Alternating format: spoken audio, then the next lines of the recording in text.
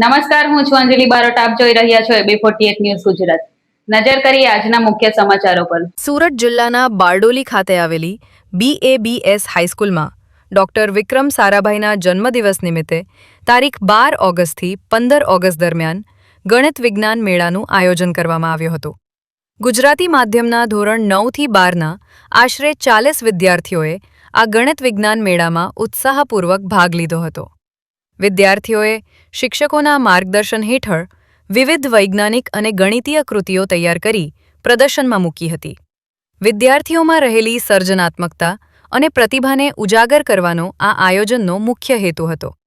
સ્વતંત્રતા દિવસની ઉજવણી પ્રસંગે ઉપસ્થિત મહેમાનોએ વિદ્યાર્થીઓ દ્વારા તૈયાર કરવામાં આવેલી વિવિધ કૃતિઓ નિહાળી હતી અને વિદ્યાર્થીઓને પ્રોત્સાહિત કર્યા હતા. 3 દિવસ ચાલેલા આ ગણિત વિજ્ઞાન મેળાને મોટી સંખ્યામાં વાલીઓ, નગરજનો, શિક્ષકો તેમજ પ્રાથમિક વિભાગ, માધ્યમિક વિભાગ અને અંગ્રેજી માધ્યમના શિક્ષકો, આચાર્યશ્રીઓ અને વિદ્યાર્થીઓએ મુલાકાત લઈ વિવિધ કૃતિઓ નિહાળી હતી.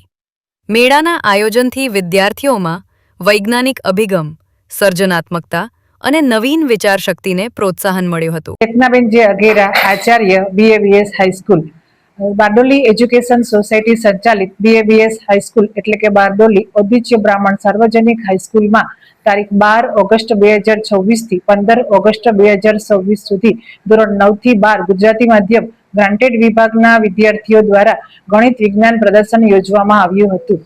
આપણા મહાન વૈજ્ઞાનિક ડોક્ટર વિક્રમ સારાભાઈની 12 ઓગસ્ટની જન્મ જયંતિ નિમિત્તે આ વિજ્ઞાન મેળાનું આયોજન કરવામાં આવેલ છે.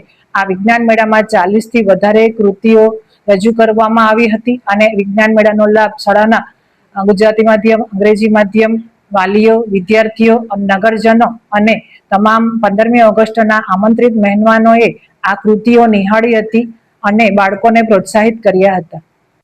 AB48 ન્યૂઝ ગુજરાત સાથે પ્રશાંત પટેલ, બારડોલી.